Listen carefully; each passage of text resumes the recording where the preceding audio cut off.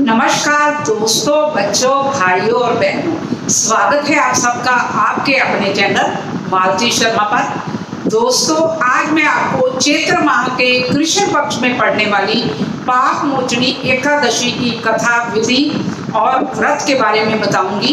इस एकादशी को पाप मोचनी एकादशी कहती है। ये पापों का नाश करने वाली एकादशी है। ये एकादशी सन 2021 में 7 अप्रैल दिन बुधवार को पड़ रही है। व्रत का पारण मुहूर्त 8 अप्रैल सुबह 7 बजे से 9:45 तक रहेगा।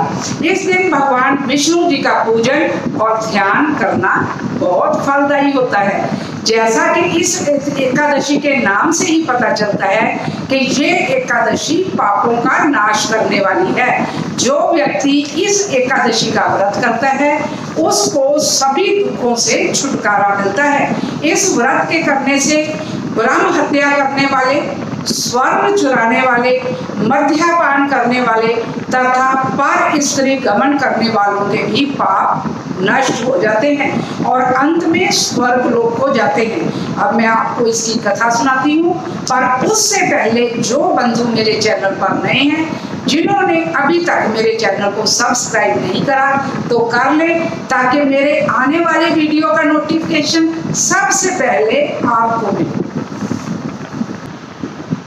अब मैं आपको कथा सुनाती हूँ। कथा इस प्रकार है। प्राचीन काल में एक चैत्रथ नामक वन था। उसमें अप्सराएं वास करती थी। वहाँ हर समय बसंत ऋतु रहती थी। उस जगह गंधर्व कन्याएं विहार किया करती थी। उस वन में इंद्र अन्य देवताओं के साथ क्रीड़ा करता था। उस वन में एक मेधावी नामक मुनि तपस्या करते थे। वे शिव भक्त थे।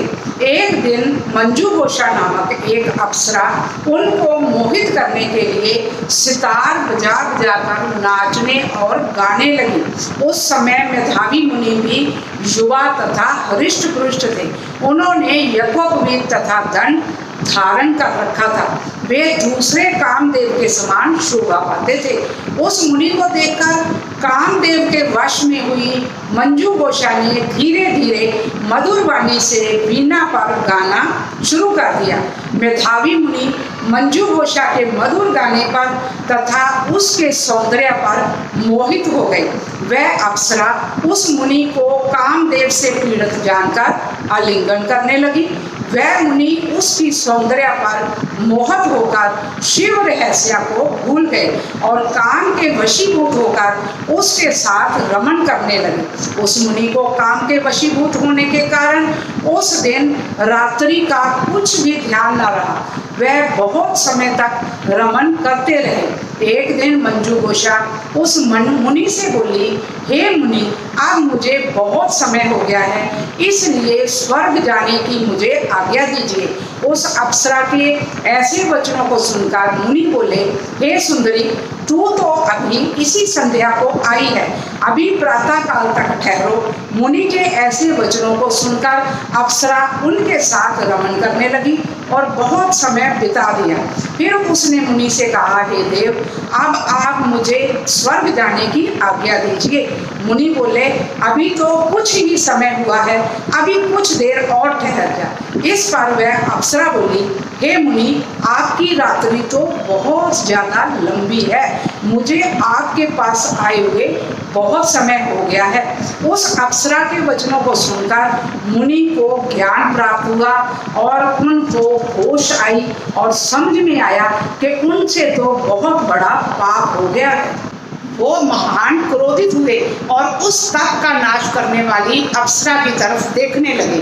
उनके अधर कांपने लगे और इंद्रियां व्याकुल होने लगी। तब मुनि उस अप्सरा से बोले, रे दुष्ट, मेरे ताप को नष्ट करने वाली, तू अब मेरे श्राप से जाकर पिशाचिनी हो जा। तू महान पापिन और दुराचारणी है, तुझे धिक्कार है। उन मुनि के क्रोध युक्त श्राप से वह पिशाचिनी हो गई और बोली, हे मुनि, अब मुझ पर क्रोध को त्याग कर प्रसन्न हो जाओ और इस श्राप का निवारण कीजिए।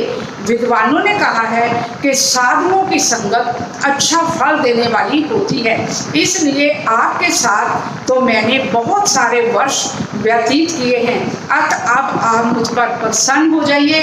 तब मुनि को कुछ शांति मिली और उस पिशाचिनी से बोले, रे दुष्टे, तूने मेरा बहुत बुरा किया है, परंतु फिर भी मैं तुम्हें श्राप से छूटने का उपाय बतलाता हूँ। चैत्र माह के कृष्ण पक्ष की जो एकादशी है उसका नाम पाप मोचनी है। उस एकादशी का व्रत करने से तू पिशाचिनी की देह से छूट जाएगी। इस प्रकार मुनि ने उसको समस्त विधि बतला दी और अपने पापों के प्रायश्चित के लिए अपने पिता च्यवन ऋषि के पास गए।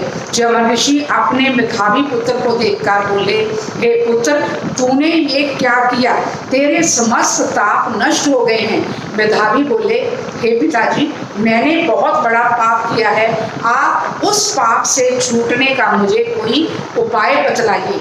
च्यवन ऋषि बोले, हे तात, तुम चैत्र माह के कृष्ण पक्ष की पाप मोचनी नाम की एकादशी का विधि पूर्वक और भक्ति पूर्वक व्रत करो, इससे तुम्हारे सारे पाप नष्ट हो जाएंगे। और एकादशी की विधि भी उनको सारी बताई। उनके प्रभाव से उनके सारे पाप नष्ट हो गए।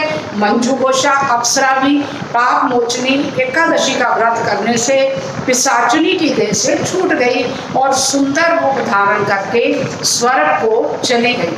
रमेश ऋषि बोले, हे राजन, इस पाप मोचनी एकादशी के प्रभाव से सब पाप नष्ट हो जाते हैं। इस एकादशी का कथा श्रवण करने और पढ़ने से 1000 गौ दान करने का फल मिलता है और सभी प्रकार के पापों से मुक्ति मिलती है। इसलिए सभी को इसकी व्रत करना चाहिए और इसकी कथा का सेवन भी करना चाहिए। बोलो विष्णु भगवान की जय। कृष्ण कन्हैया लाल की जय।